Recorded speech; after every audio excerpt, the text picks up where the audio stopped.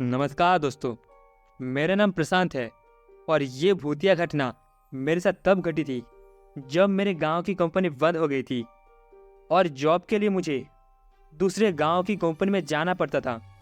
पहले तो मैं कुछ दिन तक अपनी नौकरी की तलाश में भटकता रहा, लेकिन आजकल किस्मत मुझसे नाराज़ थी। जहां भी जाता इंटरव्यू में कोई ना कोई दिक्कत निकल जाती। फिर मेरी मुलाकात हमारे गांव के बाबा से हुई तो उन्होंने मुझे घाट के काम के बारे में बताया। दरअसल वह काम करने वाले लोगों को एक और कर्मचारी की ज़रूरत थी।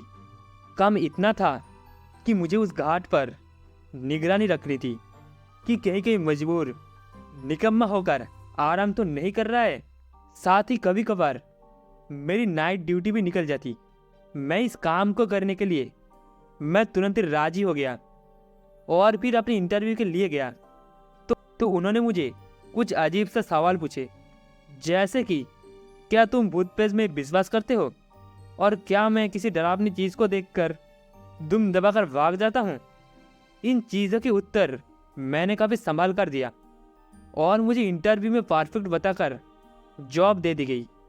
उस दिन मैं बहुत ही ज़्यादा खुश था क्योंकि मुझे जॉब मिल गई थी, लेकिन इत्तेफाक से उन्होंने मुझे नाइट ड्यूटी का काम सौंप दिया, जिसमें मैं बेहद हताश हो गया।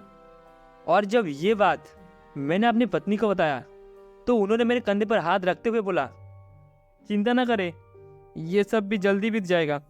कहीं ना कहीं इस बात से मुझे काफ़ी खुशी मिली। उसके बाद मुझे उसी रात निकलना था अपनी जॉब के लिए, तो मैं जल्दी से खाना खाने के बाद काम के लिए निकल पड़ा।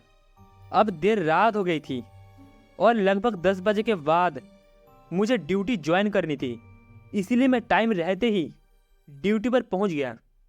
तभी मैंने देखा कि रात के समय वहाँ का सारा सामान खुला पड़ा था। मुझे कुछ चीज़ें भी दी गई थी, जैसे कि हाथ में एक मजबूत लाठी, पीने का पानी और एक लंबी चौड़ी टॉर्च, साथ एक छोटा सा रूम और साथ ही कैमर जैसी कॉल भी वहाँ पर लगा हुआ था। जिस लाइन से कांटेक्ट हो गया मैं वहाँ की जानकारी दे सकता हूँ। मुझे ठीक से तो याद नहीं है, लेकिन मुझे कुछ देर के लिए मेरी आंख लग गई।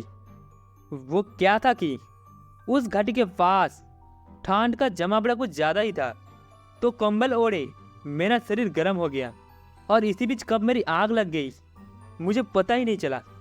फिर मैंने आंख खुली तो मुझे एक आवाज़ आई। वो आवाज़ किसी आदमी की थी, लेकिन हैरानी की बात तो ये थी कि उस डरावनी जगह पर इतना ज़्यादा सन्नाटा था कि कोई परिंदा भी अपने पैर ना मार सके। वह पर किसी आदमी का होना तो लगभग ना का बराबर था। फिर ये आवाज़ किसकी थी? और कुछ देर तक मैं उस घाटी के इधर उधर देखने लगा। टॉर्च की रोशनी भी मारी, लेकिन कोई दिखा नहीं। लिहाजा मैं अपनी नींद में एक वहम मानकर वापस रूम में आ गया। किसी तरह डरते सहमते मैंने वो रात निकाल दी, लेकिन वो आवाज़ मेरे जहन से नहीं निकल रही थी। अभी मुझे ऐसा लग रहा था कि रात को कुछ तो ऐसा हुआ। सुबह होने के बाद मैंने रात की पूरी जानकारी उस घाट के ओनर को बता दी और फिर अपने घर लौट गया।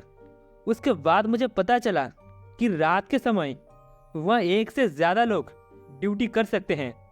और उसी दिन मुझे अपनी दोस्त आमिर और रोशन का कॉल आया था और उन दोनों ने ये बताया था कि उन्हें भी किसी जॉब की ज़रूरत है और यही सही मौका था डर को दूर भगाने का।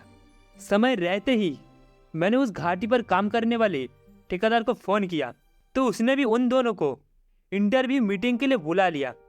उसी दिन उन दोनों को भी सिलेक्ट करा लिया था और मुझे खुशनसीबी से उनकी ड्यूटी भी रात की थी। अब मुझे इस काम को करने में कोई भी एतराज़ नहीं था।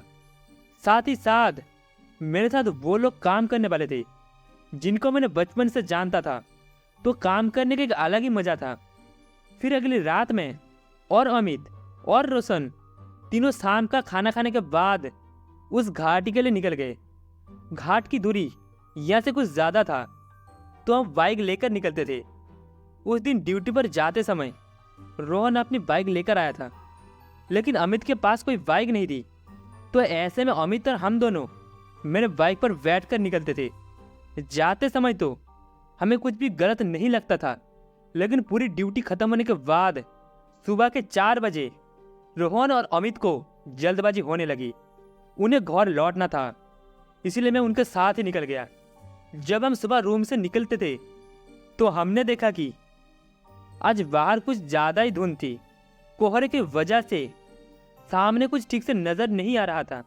अमित और मैं पहले ही उन धुंध को बादलों को चीर कर निकलने लगे, लेकिन तभी रोहन की बाइक खराब हो गई, जिसके कारण हमें उसका वेट करना पड़ा। अब मैं और अमित रोहन का इंतज़ार करते हुए सड़क के किनारे खड़े हो गए।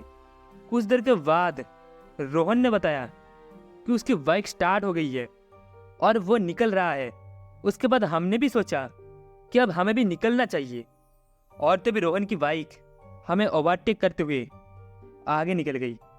तभी हमने देखा कि रोहन की बाइक के पीछे एक आदमी बैठा हुआ था। मैं और अमित रोहन के पीछे बैठे उस आदमी को देख हैरानी में पड़ गए। और इतनी सुबह सुबह आखिर कौन होगा जो पैदल बीच सड़क पर सफ़र कर रहा हो। उसके बाद मैंने अपनी बाइक को स्पीड बढ़ा दी ताकि मैं देख सकूं रोहन के पीछे बैठा बुड्ढा आखिर है कौन। जैसे मैंने अपनी बाइक को रोहन से आगे निकाला तो उसने भी अपनी बाइक की स्पीड कम कर दिया। फिर मैंने बगल में बाइक रोकने का इशारा किया। उस समय धुंध तो कुछ ज़्यादा ही छाई हुई थी, तो साफ साफ कुछ भी नज़र नहीं आ रहा था।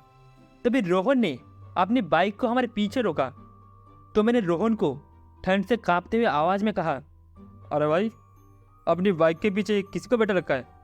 इतना सुनते ही रोहन ने कहा, किसकी बात कर रही हो यार, लगता है तुम मेरी फिरकी ले रही हो। मैंने तो बाइक के पीछे किसी को नहीं बिठाया। और वो हंसने लगा। रोहन ने अपना हाथ पीछे घुमाया तो रोहन का हाथ उस आदमी के शरीर के आर पार हो गया। ये देखकर तो मैं पूरा हिल गया। मेरा पूरा शरीर डर से थरथराने लगा। 1 मिनट के लिए मेरी सांस बैठ गई। फिर जब अमित ने भी इस नज़ारे को देखा तो उसे भी घबराहट होने लगी। अमित ने मुझे बाइक निकलने को कहा तो मैंने तुरंत बाइक वहाँ से आगे बढ़ा दी और रोहन की ओर एक बार भी पलट कर नहीं देखा। अब हमारी बाइक उस घाट की गहराई वाली जगह को पार कर चुकी थी जहाँ ज़्यादा कोहरा और धुंध छाई हुई थी। तभी रोहन की बाइक फिर से हमें ओवरटेक करते हुए आगे बढ़ गई। पर इस बार जब हम लोग उस कोहरे को चीरते हुए उसके अंदर से बाहर निकले तो हमें आप सामने का रास्ता हल्का का दिखाई देने लगा। तभी रोहन ने कहा, अरे अमित भाई, जानते नहीं हो क्या कि बाइक के ऊपर 3 जनों बिठना सरकार के रूलों के खिलाफ है? रोहन ने इतना कहा ही था कि मैंने पीछे पलट कर देखा, लेकिन हम दोनों के अलावा बाइक की सीट तो खाली पड़ी हुई थी। मुझे लगा कि रोहन हमारी भी फिरकी ले रही थी, इसलिए मैंने ज़्यादा ध्यान नहीं दिया। लेकिन फिर मेरी नज़र बाइक के साइड मिरर पर गई तो मेरा पूरा शरीर एकदम से ठंड पड़ गया, मानो मेरी सांसें गले में अटक गई हो, क्योंकि रोहन के पीछे बैठा वो भूत अब हमारे बाइक के पीछे आ गई थी। उस मिरर में उसकी शक्ल ठंड से तो नहीं दिख पाया, लेकिन मैं इस बात का पूरी तरह से यकीन कर चुका था कि ये तो वही प्रेत है। और फिर अमित के कहने पर मैंने बाइक की स्पीड और बढ़ा दी। फिर मैंने एक बार भी ना तो पीछे मुड़कर देखा और ना ही अपनी बाइक के साइड मिरर पर अपने देखने की हिम्मत की। लेकिन उसके बाद हमारी बाइक का संतुलन बिगड़ने लगा और बाइक डगमगाने लगी। एक तो ठंड, ऊपर से ठंड ने मुझे हताश कर दिया था। फिर अचानक से बाइक एक पेड़ से टकरा गई और जैसे बाइक पेड़ से टकराया वैसे मैं धड़ाम से नीचे गिर गया। मेरे ऊपर से अमित और हमारी बाइक भी सड़क पर घसीटती चली गई। ये सब इतना जल्दी हुआ कि हम दोनों को कुछ भी समझने का मौका नहीं मिला और हम बीच सड़क पर बेहोशी की हालत में पड़ गई। शायद रोहन आगे निकल गया था, तो उसे कैसे पता चलता कि हमारा एक्सीडेंट हुआ है?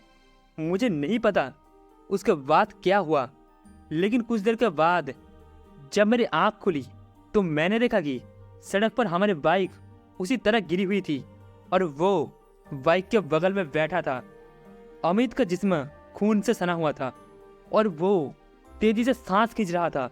आखिरी बार था जब मैंने उस सड़क के नज़ारे को देखा था, क्योंकि उसके बाद मैं दर्द को सह न पाया और एक बार फिर जब मैंने अपनी आंखें खोली तो मैंने देखा कि अब मैं अस्पताल में था और उस अस्पताल में हम दोनों का उपचार चल रहा था। हमारे बगल में रोशन बैठा था और उसके बाद रोशन ने बताया कि जब हम काफ़ी देर बाद भी उस कबीले के पास नहीं पहुंचा तब उसे इस बात का भनक लगा कि हम खतरे में हैं और समय रहते उसने मुझे और अमित दोनों को गांव के अस्पताल में पहुंचा दिया और इस तरह मेरी जान बच गई। कुछ लोगों ने बताया कि उस घाटी के रास्ते पर एक प्रेत घूमता है जो बाहर रात में काम करने वाले लोगों को तंग करता है और बाइक जैसी चीज़ों को अक्सर पीछा करता है। तो दोस्तों इस कहानी में इतना ही। कहानी आपको कैसी लगी कमेंट में बताना। कहानी आपको अच्छी लगी हो तो वीडियो को एक लाइक एंड चैनल को एक सब्सक्राइब जरूर से कर देना। मिलते हैं अगली कहानी में।